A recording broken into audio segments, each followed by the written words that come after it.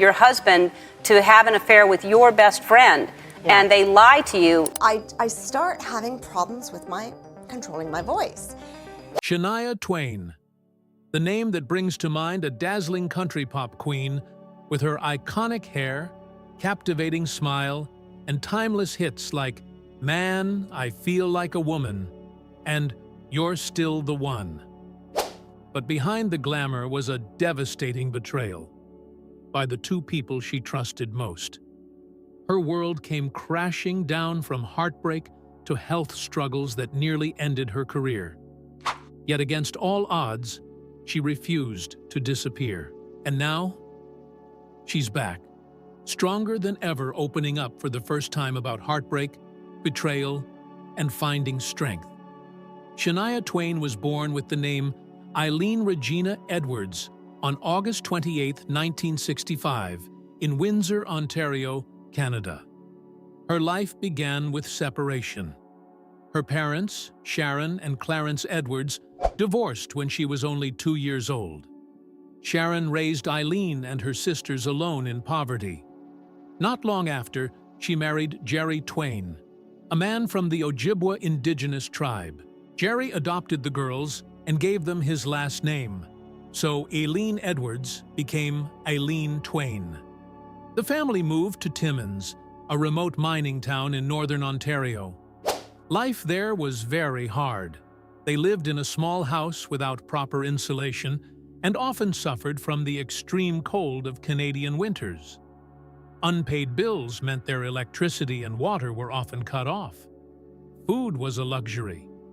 Their meals were often just bread and condensed milk, something Shania later called poor people's food. She often went to school hungry, trying to hide her shame and hunger. But hunger and cold were not the worst things. Jerry Twain was a violent man.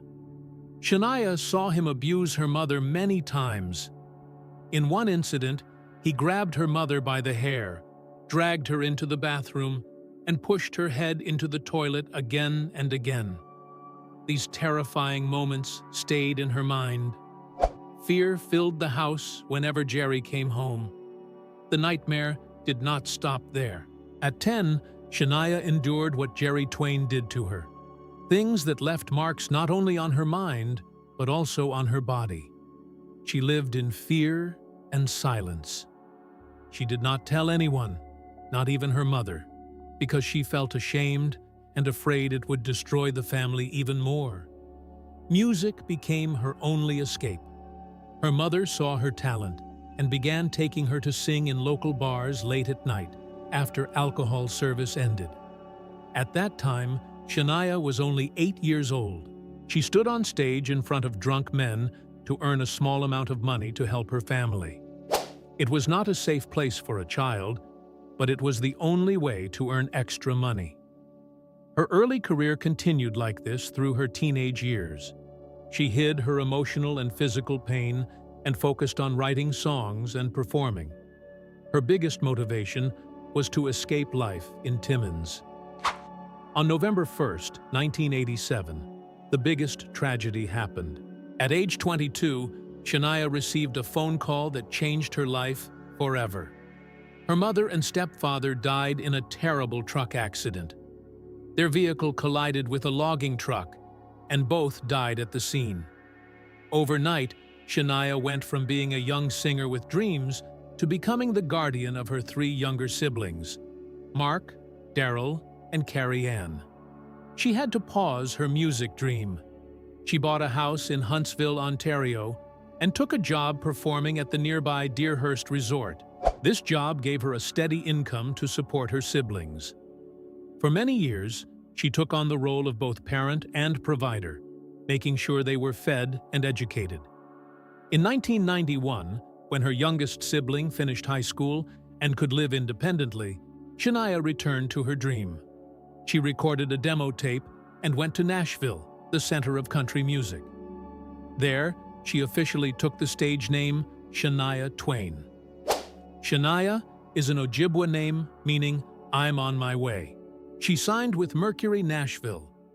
Her first album, Shania Twain, was released in 1993.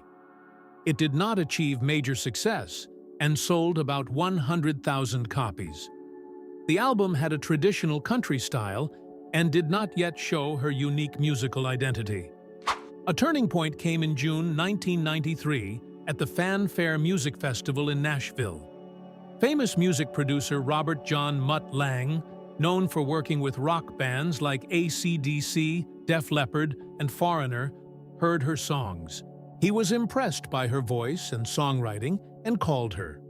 That call started both a musical partnership and a fast-growing romance. They talked on the phone for hours every day, sharing ideas about music. Shania felt she had found someone who truly understood her vision. Mutt saw her as a raw talent who could become a global star. After a few weeks, they met in person, and the attraction was strong. They quickly fell in love and married on December 28, 1993, just 6 months after their first call. Their marriage created one of the most successful musical partnerships in history. Mutt Lange helped Shania develop a new style that mixed traditional country with pop and rock. Their first major project together was the album The Woman in Me, released in February 1995. It was a huge success, selling over 12 million copies in the United States alone. Songs like Any Man of Mine and Whose Bed Have Your Boots Been Under became major hits. Her success grew even more with the album Come On Over, released in November 1997. This album broke records and topped charts in many countries. It produced global hits like You're Still the One, Man, I Feel Like a Woman, and That Don't Impress Me Much. It has sold over 40 million copies worldwide and remains the best-selling album by a female artist in music history. Shania Twain became a global superstar. She went on sold-out world tours, won many Grammy Awards, and was called the Queen of Country Pop. Her life seemed like a real-life fairy tale. She escaped a painful childhood, found great success, and had a husband who was both her partner and creative collaborator. On August 12, 2001, their happiness grew with the birth of their son, Aja D'Angelo Lange. They lived in a beautiful mansion in Switzerland, far from the noise of Hollywood. Everything seemed perfect. The marriage lasted 15 years, from 1993 to 2008. During that time, Shania and Mutt Lange were not only husband and wife, but also a powerful couple in the music industry. They created hit songs together and built a strong empire. Shania fully trusted her husband and the life they had built. While living in Switzerland, they became close friends with another couple, Frederick and Marie-Anne Thiebaud. Marie-Anne was more than just a neighbor. She quickly became Shania's best friend and closest confidant. Shania even hired her as a personal assistant and estate manager. Their relationship was very close. They shared everything, from small daily matters to deep personal worries. Shania saw Marie-Anne as a sister. Around 2007, Shania began to feel that something was wrong in her marriage. Mutt became distant and cold. Her intuition told her that he was hiding something. She asked him directly, but he denied everything. As her doubts grew stronger, Shania turned to the person she trusted most, Marie-Anne. She shared her concerns and talked about Mutt's strange behavior. In one conversation, Shania asked her directly, "Do you think you and Mutt have something going on?" Marie-Anne firmly denied it. She looked Shania in the eyes and said, "No, nothing is happening." "Why would you think that?" Shania believed her. She felt relieved and tried to ignore her suspicions. The truth came out in a painful way during Easter in 2008. The person who revealed everything was Frederick Thiebaud, Marie-Anne's husband. He had also noticed changes in his wife's behavior and became suspicious. He started to investigate on his own and found clear evidence: long phone calls between Mutt and Marie-Anne, hotel bills, and secret travel bookings. He even followed them for weeks to be sure. Frederick waited, hoping his wife or Mutt would confess. But they did not. In the end, he could not tolerate the lies anymore and decided to tell Shania the truth. He called her and said he needed to talk in person. When they met, he showed her all the evidence. The shock for Shania was beyond words. It was a double betrayal from the two people she trusted most: her husband of 15 years and her best friend. The tragedy did not stop there. At the same time, Shania was also dealing with a serious and mysterious health problem. Since 2003, during her Up tour, she had started to feel strange symptoms. She often felt dizzy, very tired, and sometimes fainted on stage. Even more alarming, her voice, her most valuable asset, began to fail. It became weak, unstable, and sometimes disappeared completely. She visited many doctors, but no one could find the cause.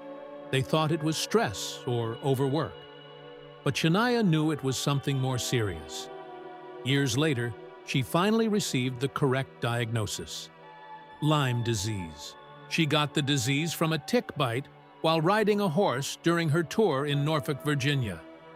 The infection affected her nervous system and damaged the nerves that control her vocal cords.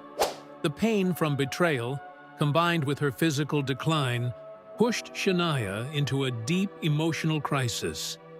Memories of her difficult childhood, the abuse she had suffered, and the feelings of being abandoned and unworthy came back strongly. She felt as if her entire world had collapsed. Information about the affair between Mutt Lange and Marie-Anne Thiebaud quickly became public. It turned into a major scandal and appeared on the front pages of tabloids around the world. Shania, who had always been very private about her personal life, now had to face public attention during the most painful period of her life. The separation lasted for 2 years, and the divorce was officially finalized on June 9, 2010. During that time, Shania fell into deep depression. The pain was so overwhelming that she could not eat or sleep. She lost nearly 7 kilograms. She said this pain was just as devastating as losing her parents in a car accident many years earlier. There were moments when she felt completely hopeless. In her memoir, From This Moment On, she described a dark moment when she stood on the balcony of her home in Switzerland, ready to end her life. She wrote that she could no longer see any reason to keep living.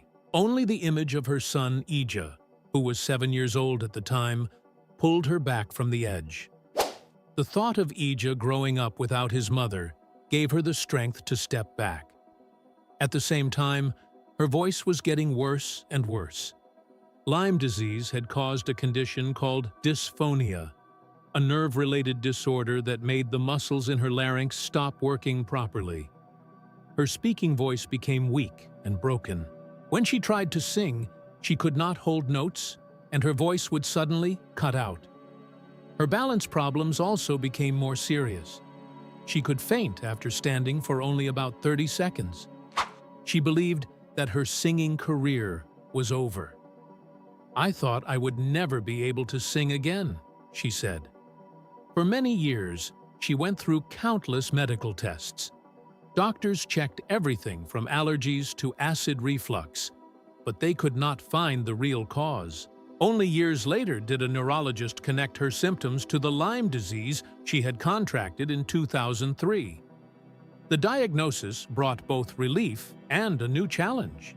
At least she finally knew what she was fighting. But treatment was extremely difficult. She tried many kinds of vocal therapy and physical therapy, but there was little improvement. In the end, doctors suggested a final option: a groundbreaking and risky throat surgery. In 2018, Shania decided to go through with the operation. This was not a normal surgery. It was an open laryngeal procedure in which doctors inserted 2 support implants made of Gore-Tex around her vocal cords. The purpose of these implants was to stabilize and support the weakened vocal cords so they could close enough to produce sound. The most unusual part of the surgery was that Shania had to remain fully awake the entire time.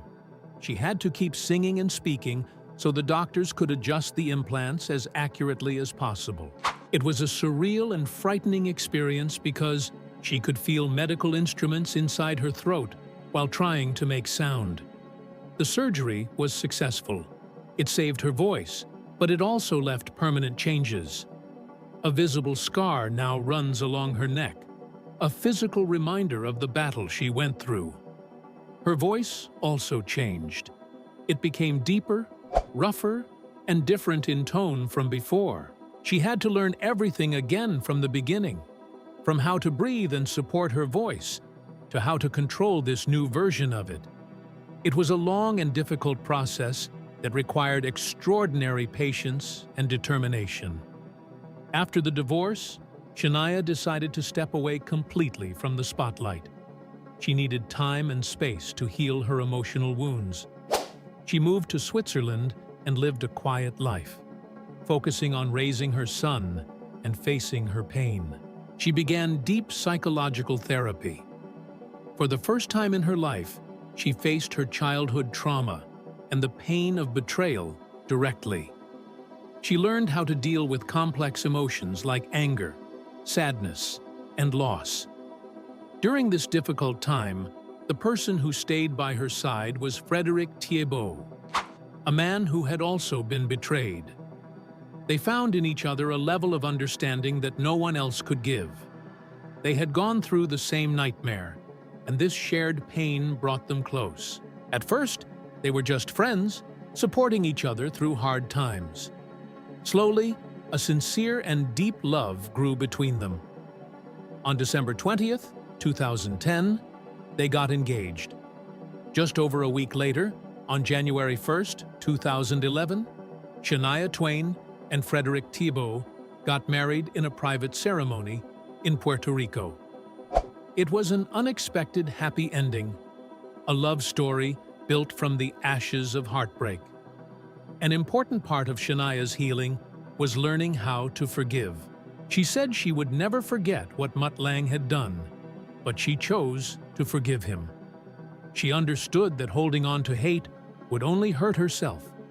She came to an important realization, a simple idea that helped her move on. It was their mistake, not mine. In this way, she took back control of her own story. In 2011, she decided to tell her full story in her memoir, From This Moment On. She spoke openly about her abusive childhood, her marriage, the betrayal, and her battle with illness. Writing the book was a form of therapy that helped her release her emotions and reconnect with fans who had always supported her. After many years of silence, Shania slowly returned to music. In 2012, she began her first long-term show in Las Vegas called Shania, Still the One. The show ran for 2 years and received strong praise. It was a brave step that proved she could still perform, even though her voice had changed. After her throat surgery in 2018, her comeback became stronger than ever. In 2017, after 15 years away, she released the album Now, which reached #1 on the Billboard 200 chart. The songs in the album reflected her journey, focusing on survival, strength, and finding herself again. In 2023, she released another album, Queen of Me. This album was a strong statement about independence and self-love.